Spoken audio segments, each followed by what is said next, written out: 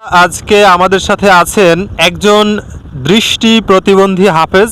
আজকে আমরা জানবো তার জীবনের যে সমস্ত প্রতিবন্ধকতা আছে এবং তার কাছে যে ছাত্ররা হাফেজ হয় তারা কিন্তু কোরআনের আয়াতগুলো দেখে না। সেক্ষেত্রে তিনি কিভাবে পড়ান ছাত্রদেরকে, আমরা একটু তার কাছ থেকে সেই বিষয়গুলো জেনে নিব। আপনার আসলে চলাফেরার ক্ষেত্রে কি ধরনের প্রতিবন্ধকতা ফেস করতে হয়? আপনার কখনো এমন মনে হয় কিনা যে আমি যদি আমার সন্তানদেরকে স্বাভাবিকভাবে দেখতে পারতাম তারা আসলে কেমন, এরকম আফসোস বোধ আপনার ভিতরে কখনো কাজ করে কিনা? সেখানে আমার মা আমাকে নিয়ে যে কষ্টগুলো করেছেন আমি ওনার চেহারাটুকু কোনোদিন দেখতে পারিনি। আপনার যখন বাসরঘর হয়েছে সেই দিন আসলে ভাবি আপনার কাছে জানতে চেয়েছি কিনা কিছু এ বিষয়ে, যে আমি সুন্দর না কালো জানো কিনা, উপলব্ধি করতে পারছো কিনা, এ বিষয়ে আসলে আপনাকে কিছু জিজ্ঞেস করছে কিনা? আমি আপনাকে ব্যক্তিগতভাবে মেনে নিয়েছি, আর এটা এখন আপনাকে আপনার হাতটা না ধরতে পারলে আমার কাছে আনিজি লাগে। আমি যেন কী যেন একটা রেখে আসছি বাসায়। আপনারা যদি আপনাদের সন্তানকে যদি কোনোভাবে দৃষ্টি প্রতিবন্ধী হয় বা অন্য কোনো প্রতিবন্ধী হয়, সেক্ষেত্রে যদি তাদেরকে আপনারা প্রতিবন্ধী মেনে নিয়ে তাদেরকে ফেলে রাখেন তাহলে ভবিষ্যতে তাদের হাতে থালা ছাড়া আর কিছুই উঠবে না। সেক্ষেত্রে যদি তাদেরকে শিক্ষার আলোয় আলোকিত করতে পারেন তাহলে তারাও হয়তো তাদের নিজেদের মুখ সহ দেশের এবং আপনাদের নিজেদের মুখও উজ্জ্বল করতে পারে। তার একটি উজ্জ্বল দৃষ্টান্ত এই আমাদের ভাই।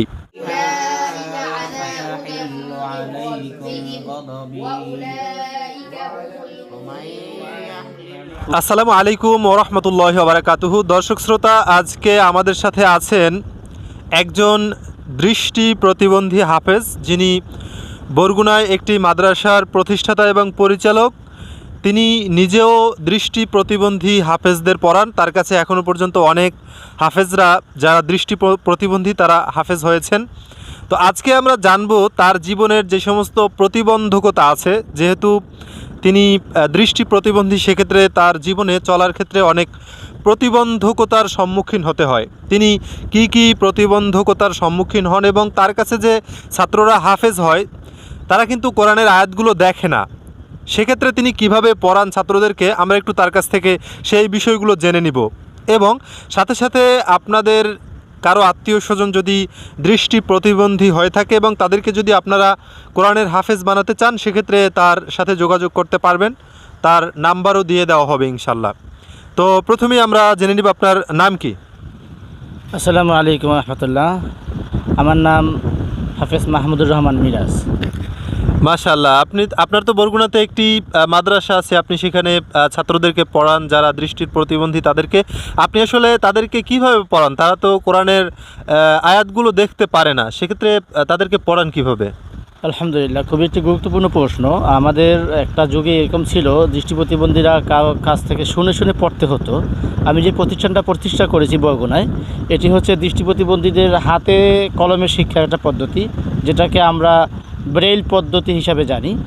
ছেলেরা বা মেয়েরা আমাদের ওখানে যারা আছেন তারা কোরআন শরীফে বা হাত রেখে কিংবা হাত দিয়ে ধরে ধরে পড়তে পারে, আঙ্গুলের মাথায় স্পষ্ট করে পড়াটা পড়া যায়, যেটাকে ব্রেইল পদ্ধতি বলে। এবং এই কোরআন শরীফটা সম্পূর্ণ একটু ব্যতিক্রম, যেটা 10 ভলিউমের কোরআন শরীফটি সমাপ্ত, এক এক ভলিউমে 3 পারা করে। তো এখানে ওই অপশনগুলো যখন ওরা শিখতে পারে, ব্রেইলটা আগে শিখতে হয়, এরপরে ওরা এই জিনিসটা ধরে ধরে হাত দিয়ে পড়তে পারে, তখন আর কারোর কাছে কিছু জিজ্ঞেস করতে হয় না। মাশাআল্লাহ, এটা তো খুবই সুন্দর একটি পদ্ধতি। এখন আসলে আমরা জানতে চাই যে এই যে আপনার মাদ্রাসায় এত ছাত্ররা আছে তারা সকলেই দৃষ্টি প্রতিবন্ধী, সেক্ষেত্রে তাদের যে দেখাশোনা বা তাদের যে দৈনন্দিন কাজগুলো রয়েছে, যেমন জরুরত যেগুলো রয়েছে, পেশাব করা, তারপরে বাথরুমে যাওয়া, এ জাতীয় যে কাজগুলো আছে এগুলো আসলে তারা কিভাবে করে? আলহামদুলিল্লাহ, আসলে আল্লাহ তাআলা একটা মানুষকে কোনো একটা অঙ্গহীন বানালে তাকে আবার অন্য দিক দিয়ে বুঝ ব্যবস্থাও আল্লাহ দিয়ে দেন। তো এর মধ্যে আমাদের ছাত্ররা এবং ছাত্রীরা, ওরা তো কেউ আছে মোটেও দেখে না, আবার কেউ আছে হালকা কিছু দেখে। তো তার দ্বারা ওরা এখানে থাকার কারণে, অভ্যস্ততার কারণে, ওরা জরুরত থেকে শুরু করে নিজের কাপড় চোপড় ধোয়া পর্যন্ত এটা ওরা নিজেরাই করতে পারে। এর বাইরেও হয় কি, কাপড় চোপড় ধোয়ার পরে আবার আমার হালিয়া আছেন, আমার আম্মা আছেন, ওনাদের কাছে জিজ্ঞেস করে যে এটা পরিষ্কার হলো কিনা, এসে দেখায় যে এটা পরিষ্কার হলো কিনা। যদি পরিষ্কার না হয়, যে এখান থেকে ময়লা আছে, আমার ওয়াইফ দেখাইয়া দেয়, আমার মা দেখাইয়া দেয়, ওখান থেকে আবার ধুয়ে আসে। আর কখনো না পারলে এটা তো আমরা হেল্প করি আর কি আমার ফ্যামিলি। ও আচ্ছা, আপনাদের মাদ্রাসায় যারা আছে মানে পুরুষ সদস্য যারা সেখানে মানে তাদের ভিতরে সবাই সেখানে দৃষ্টি প্রতিবন্ধী বা দেখে না, চোখে কম দেখে, এরকমই সবাই নাকি কিছু আছে যারা দেখে, এরকম কেউ আছে? না, আসলে আমাদের প্রতিষ্ঠানটাই দৃষ্টি প্রতিবন্ধীদের জন্য, আমরা ভালো কোনো স্টুডেন্টকে ভর্তি নেই না। আমাদের ছেলে শাখা এবং মেয়ে শাখা দুটোটাই চালু আছে। আর আমাদের দৃষ্টি প্রতিবন্ধী মাদ্রাসা শিক্ষকও আছে দৃষ্টি প্রতিবন্ধী, যেমন আমি আছি একজন, আবার বাংলা বিভাগে আরবি ইংরাজি বাংলা গণিত এই বিভাগে একজন আছেন, উনিও দৃষ্টি প্রতিবন্ধী।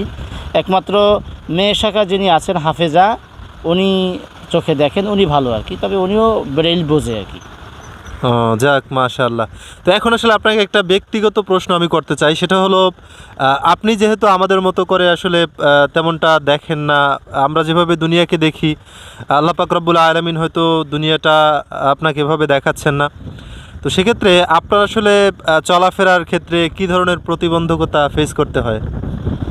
আলহামদুলিল্লাহ হুজুর, আসলে একটা গুরুত্বপূর্ণ প্রশ্ন, যেটি বোঝাতে আমার একটু আমি বলি যে আসলে আমরা যখন রোডে ঘাটে বের হই, বিশেষ করে যে সমস্ত জায়গায় গাড়ি ঘোড়ার যানজট থাকে, ওই সমস্ত জায়গায় আমাদের হাঁটা চলাটা গতিটা একদম স্লো হয়ে যায়। যেমন যেই সমস্ত জায়গা একটু ফ্রি, যেখানে গাড়ি ঘোড়া নেই, যানজট নেই, একেবারে ফ্রি জায়গা, ওইখানে একটু দ্রুত গতিতে হাঁটতে পারি। আর যদি বেশি যানজটের মধ্যে পড়ে যায় অথবা বেশি অপরিচিত জায়গায় পড়ে যায়, তখন স্বাভাবিক যে হাঁটাটা এটা তার চেয়েও স্লো হয়ে যায়। এবং আমাদের সাথে একটি লাঠি থাকে, আপনাদের ভাষায় লাঠি, যেটাকে স্মার্ট ক্যান অথবা সাদা ছুরি বলা হয়, এটা আমাদের সাথে থাকে।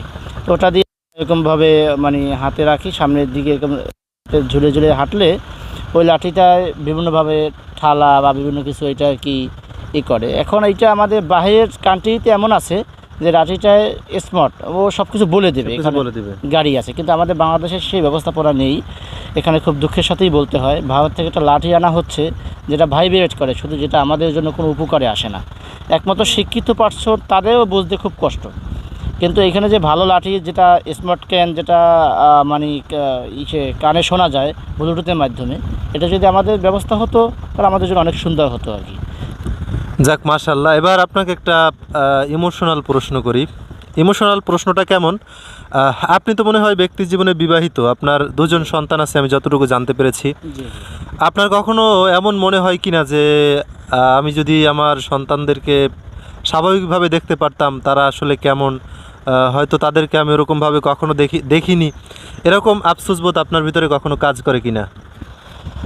আসলে দৃষ্টিশক্তি একটি মূল্যবান সম্পদ, এটা আসলে আমার নেই, আমি যেটা বুঝি আপনারা হয়তো উপলব্ধি করতে পারেন, কিন্তু আমি আসলে দৃষ্টি প্রতিবন্ধী মাদ্রাসাটা করার কারণই হচ্ছে যে আমি এদের দরদগুলো বুঝবো, এজন্য।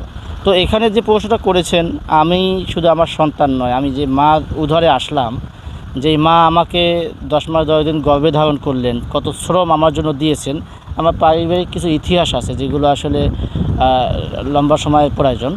তো সেখানে আমার মা আমাকে নিয়ে যে কষ্টগুলো করেছেন, আমি ওনার চেহারাটুকু কোনোদিন দেখতে পারিনি। আসলে উনি মানে চেহারাটা গোল নাকি কেমন, একটু কাগজারি শোনাই।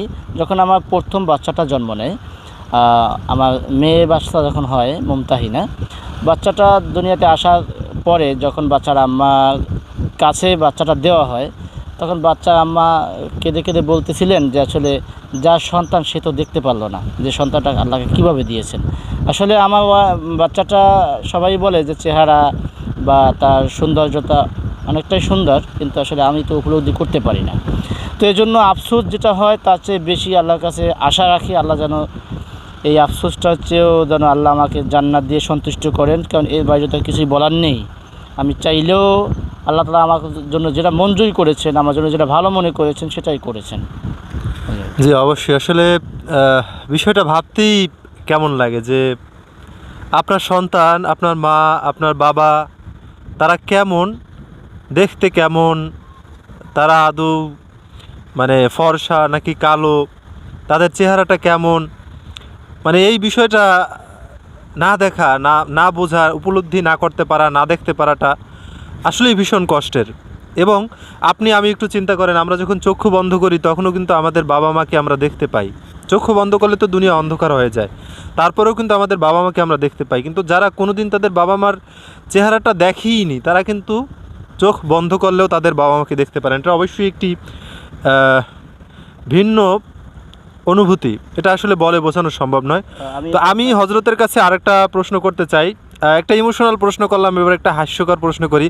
আপনি তো ব্যক্তিগত জীবনে বিবাহিত, সেটা আমরা আগেই বললাম। সেক্ষেত্রে আপনার যখন বাসরঘর হয়েছে, ভাবিকে আপনি প্রথম দিন আপনার কাছে এসেছেন ভাবি, সেই দিন আসলে ভাবি আপনার কাছে জানতে চেয়েছে কিনা কিছু এ বিষয়ে, যে আমি সুন্দর না কালো, এটা তুমি আসলে তোমার কাছে কেমন মনে হয়, বা তুমি জানো কিনা, উপলব্ধি করতে পারছো কিনা, এ বিষয়ে আসলে আপনাকে কিছু জিজ্ঞেস করছে কিনা? সুন্দর একটা প্রশ্ন। আসলে উনি আমার সম্বন্ধে আগেই জানতেন, যেহেতু আমি যেখানে বিবাহ করেছি ওখান থেকে আমার খালা বাড়ি, আমার মেজো খালা বাড়ির কাছাকাছি। তো এই জন্য আমার সম্বন্ধে আগেই জানতেন, এটা প্রশ্ন করার কিছু ছিল না। তবে আমি তাকে প্রশ্ন করি বিভিন্ন সময়, যে তুমি আমাকে যে বাজারে যাই, বাইরে যখন যাই, হাত দিয়ে ধরে নিয়ে যাও, তুমি তো একজন হাফেজা মেয়ে, বা তুমি তো রূপবতী, খারাপ না। আমি যেটা জানতে পেরেছি, আমার মা বা আমার আত্মীয়স্বজন যা বলেছেন আর কি, যে চেহারাটা মোটামুটি ভালোই সুন্দর, তুমি তো হয়তো দেখতে পাও না। তো তোমার কাছে বিষয়টা কেমন লাগে? আমি তো নিজে দেখতে পাই না, তোমার তো ভালো তোমার হাজব্যান্ড হতে পারতো, তুমি যদি আমাকে জন্য যদি রাজি না হইতা। তো তখন তিনি বলে যে আসলে কি, আমি আপনাকে ব্যক্তিগতভাবে মেনে নিয়েছি, আর এটা এখন আপনার হাতটা না ধরতে পারলে আমার কাছে আনিজি লাগে, আমি যেন কী যেন একটা রেখে আসছি বাসায়। তো এ ব্যাপারে আলহামদুলিল্লাহ খুব সন্তুষ্ট, সমস্যা নাই। যাক, মাশাআল্লাহ। দর্শক, আপনাদেরকে আরেকটা বিষয় আমি উল্লেখ করি। আপনারা হয়তো তার চেহারাটা দেখে অনেকের মনে হবে যে তাকে কোথাও দেখেছি। আপনাদের হয়তো বরগুনার লঞ্চে আগুন লাগার যে ট্র্যাজেডি, সেটার কথা মনে থাকার কথা। সেখান থেকে তিনি সেই লঞ্চে অবস্থান করছিলেন এবং সেখান থেকে তিনি বেঁচে ফিরেছিলেন। এবং তার যে স্ত্রীর কথা এতক্ষণ তিনি বলেছেন, তার আহলিয়া, তিনি খুবই একজন ভালো ভদ্র মহিলা, এবং তিনি হাফেজা, অনেক ভালো একজন মানুষ। তিনি না থাকলে হয়তো আজ আমরা এই হাফেজকে আমাদের কাছে দেখতে পারতাম না। তার স্ত্রী কিন্তু তাকে নদীতে ফেলেছিলেন, তিনি সেখান থেকে সাঁতার কেটে তারপরে বেঁচে ফিরেছিলেন। সেক্ষেত্রে তিনি খুবই ভালো একজন মহিলা। আমরা তার জন্য অবশ্যই দোয়া করি, কারণ এরকম মানুষ এখন পাওয়া খুবই দুষ্কর, এখন পাওয়া যায় না। সেক্ষেত্রে তার জন্য আমরা দোয়া করি, আল্লাহ পাক রব্বুল আলামিন যেন তাদের উভয়কেই জান্নাত দান করেন। আপনার আর কিছু বলার আছে কি? এটা বলার আসলে আছে বলতে এতটুকুই, যারা দৃষ্টি প্রতিবন্ধী বা বিভিন্ন ধরনের প্রতিবন্ধী আছে, সকলের প্রতি আবদার থাকবে, যারা অবহেলিত আমরা সমাজে আগে মনে করতাম, এখন আমরা নিজেরা একটু চেষ্টা ফিকির করে আমরা পড়ালেখার জন্য, নিজের জীবন গড়ার জন্য এগিয়ে যাই, তাহলে সমাজ আমাদেরকে গুরুত্বপূর্ণ জায়গায় বসাতে দ্বিধাবোধ করবে না। আর যদি আমাদের শিক্ষাগত দিকটা আমাদের না থাকে, তাহলে আমাদেরকে একটি থাল নিয়ে হাঁটার মতো লোক ছাড়া কিছুই ভাববে না। এই জন্য আসুন আমরা এই যুগটাকে পিছিয়ে ফেলে আমরা সামনের দিকে এগিয়ে যাই, আমরা সমাজে প্রতিষ্ঠিত এবং সমাজে শিক্ষিত বুদ্ধিজীবী সকলের সাথে যেন চলতে পারি, একটা মূল্যায়ন যেন আমাদের আসে, এইটা খুব আপনাদের প্রতি আশা করব। গার্ডিয়ানদের প্রতিও আশা করব, আপনারা আপনার সন্তানকে প্রতিবন্ধী ভেবে বাসায় বসিয়ে না রেখে কোথায় প্রতিবন্ধীদেরকে পড়ানো হয় সেটা একটু যোগাযোগ করে আপনার সন্তানকে সামনের দিকে এগিয়ে নেওয়ার আহ্বান করছি। আপনারা ভালো থাকুন, আমাদের জন্য দোয়া করবেন। জি দর্শক, যে কথা প্রথমে আমি বলেছি, এবং হজরত কিন্তু খুব সুন্দর একটা কথা বলেছে, যে আপনারা যদি আপনাদের সন্তানকে যদি কোনোভাবে দৃষ্টি প্রতিবন্ধী হয় বা অন্য কোনো প্রতিবন্ধী হয়, সেক্ষেত্রে যদি তাদেরকে আপনারা প্রতিবন্ধী মেনে নিয়ে তাদেরকে ফেলে রাখেন, তাহলে ভবিষ্যতে তাদের হাতে থালা ছাড়া আর কিছুই উঠবে না। সেক্ষেত্রে যদি তাদেরকে শিক্ষার আলোয় আলোকিত করতে পারেন, তাহলে তারাও হয়তো তাদের নিজেদের মুখসহ দেশের এবং আপনাদের নিজেদের মুখও উজ্জ্বল করতে পারে। তার একটি উজ্জ্বল দৃষ্টান্ত এই আমাদের ভাই। সেজন্য সকলে তার জন্য দোয়া করবেন, আর সকলে ভালো থাকার চেষ্টা করবেন। আসসালামু আলাইকুম ওয়া রাহমাতুল্লাহি ওয়া বারাকাতুহু।